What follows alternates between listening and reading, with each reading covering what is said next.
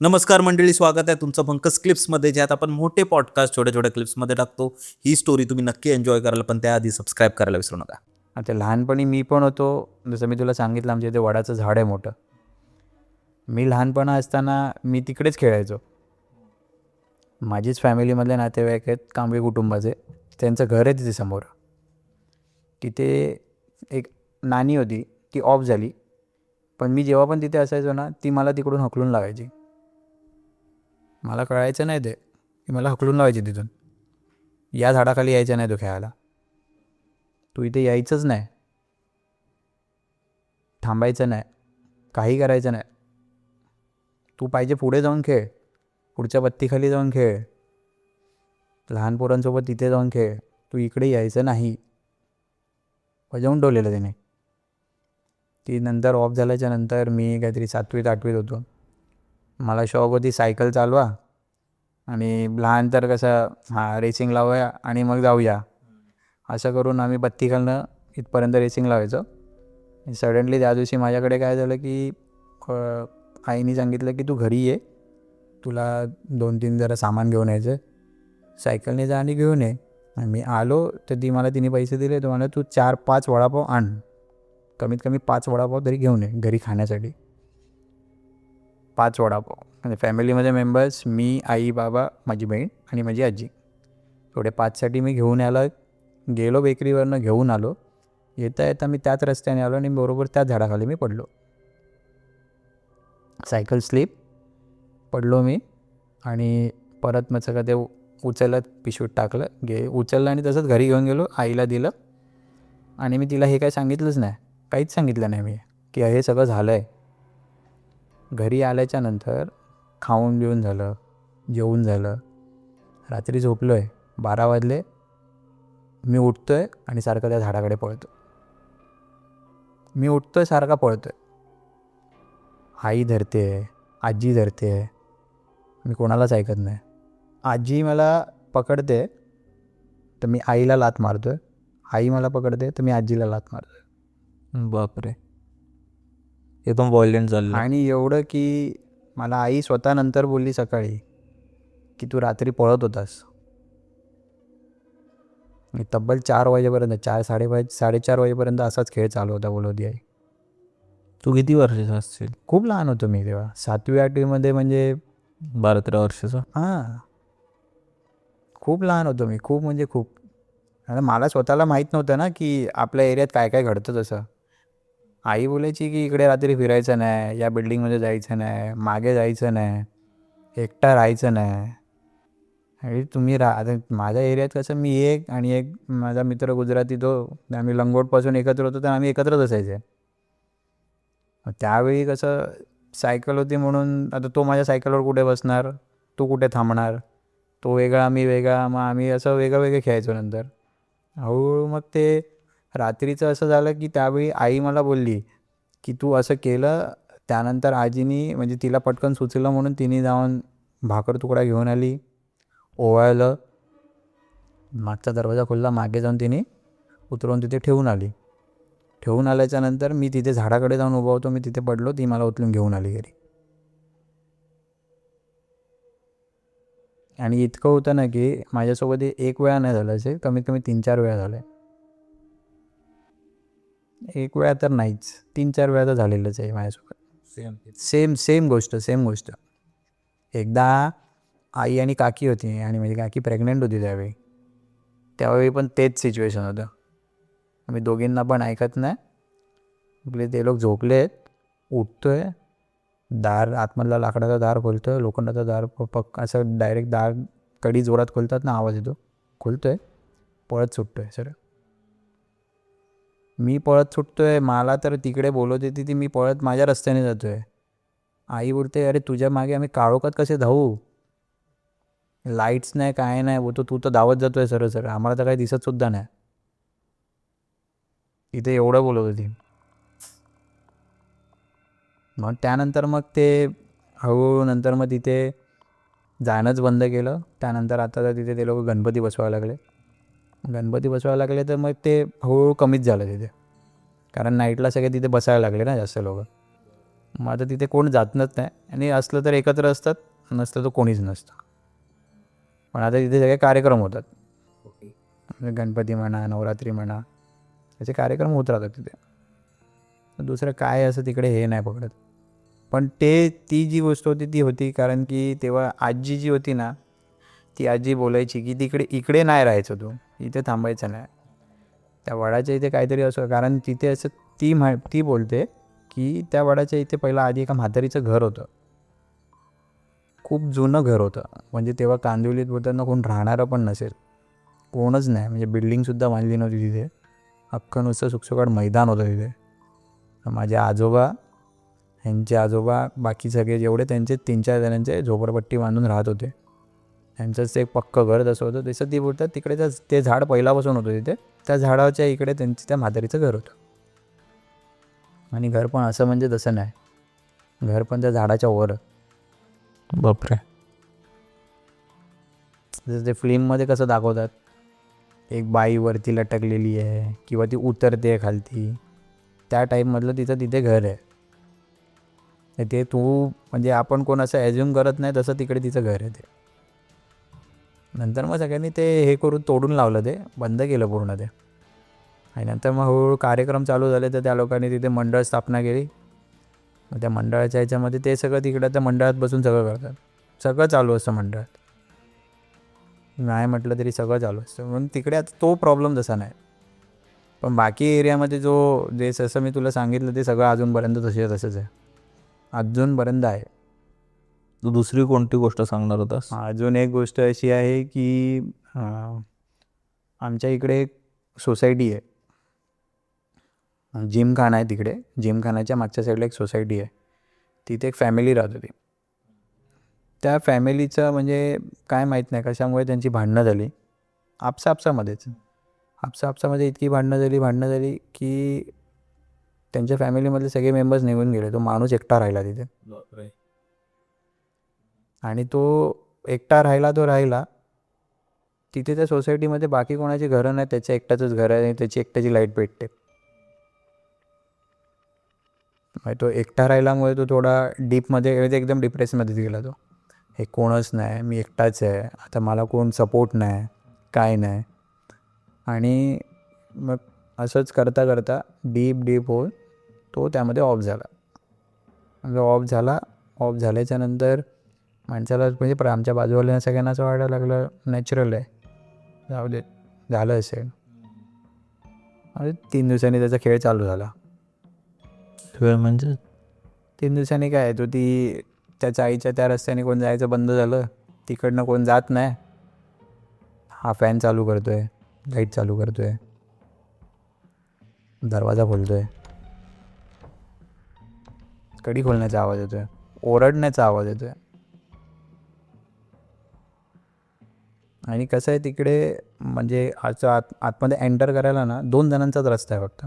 त्या 2 जणांच्या रस्त्याला त्यांनी गेट मारलेला आहे, एक लहानसा गेट आहे लोखंडाचा, आणि त्याला टाळं मारून ठेवलं आहे. आता कोण रात्री एकटा येत असेल ना, ते तिकडचं टाळं घालतं. 2-3 वेळा चेक करण्यासाठी खूप लोकांनी ट्राय केलं, जाऊन पकडलं आहे, बघितलं आहे, काय नाही, त्याला रस्सी बिशी बांधलेलं काही नाही आहे.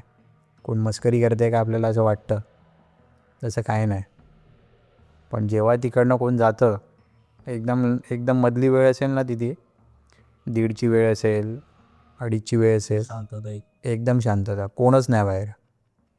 1-2 जणं असेल, ते पण वेगळे.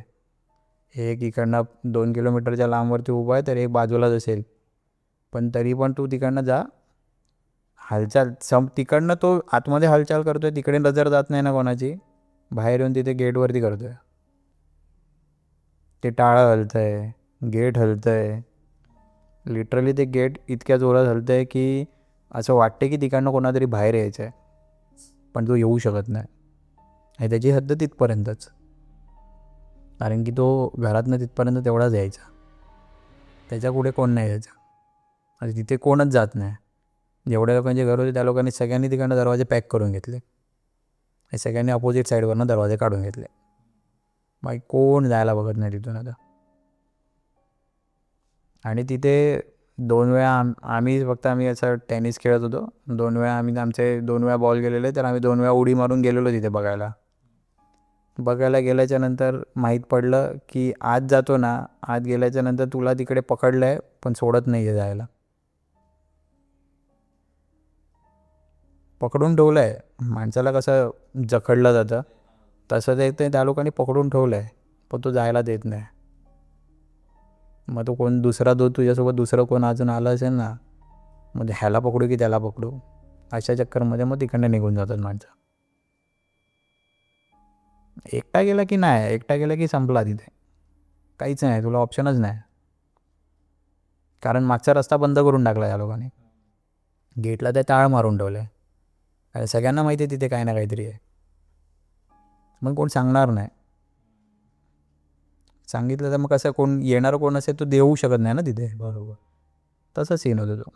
आणि त्यानंतर तू अजून एक गोष्ट कोणती तरी सांगणार होतास. आमच्या घरात पण एक आहे तसं, ते पण माझ्यासोबत झालेलं आहे, मला लिटरली माहिती आहे. मी आईला स्वतः सांगितलं आहे.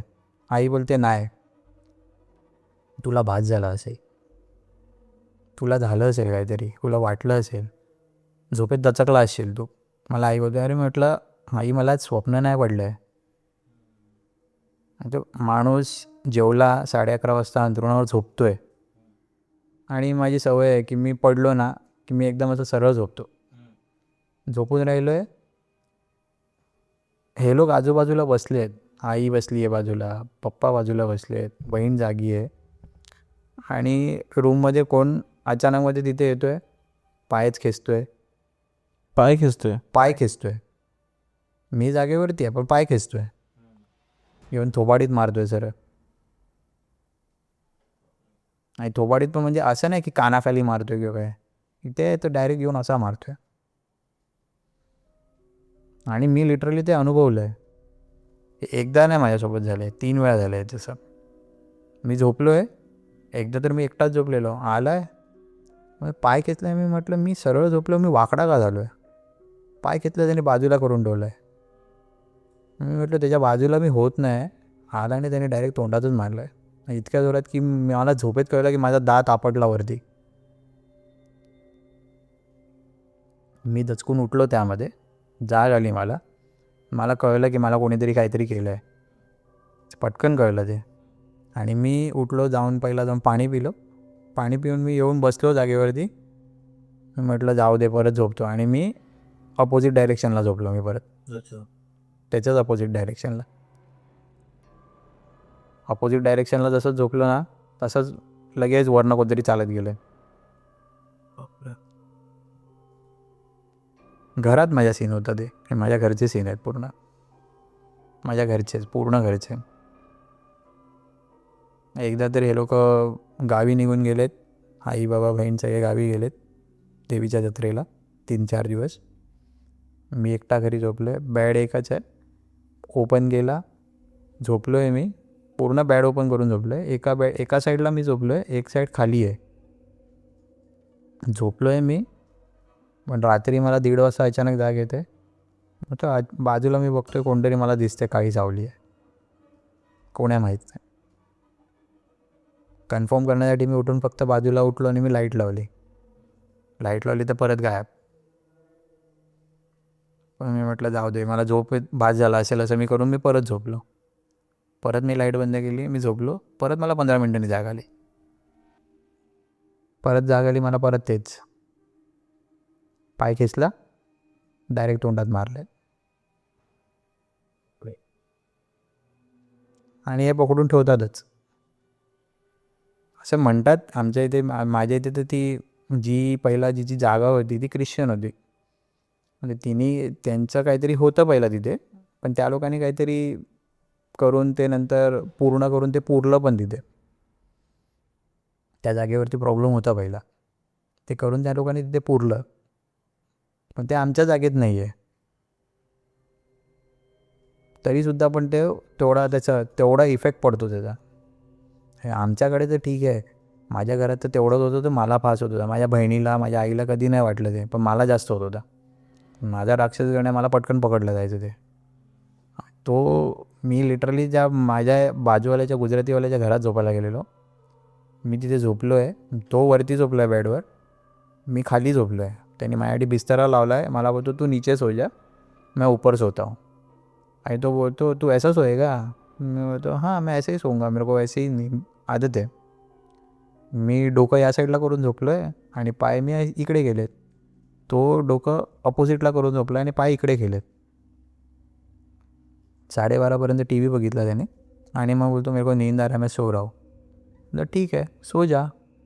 त्याने टी व्ही बंद केला, पूर्ण काळोख झाला आणि मी जस्ट फक्त बोलतो झोपायला गेलो म्हणून मी माझं एक तोंडावरती रुमाल टाकला आणि जस्ट मला असा बाजूला भास झाला, किचनमधनं बाई आली आहे. अशी आली, वरनं आली, डोक्यावरनं अशी आली आणि वरनं निघून गेली.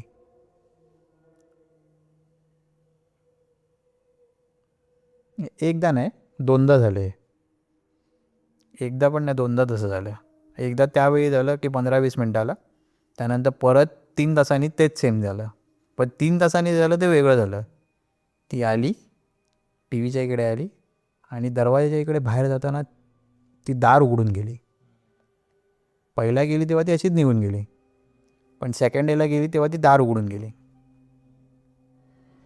मी पण गार झोपेत आहे आणि तो पण गार झोपेत आहे.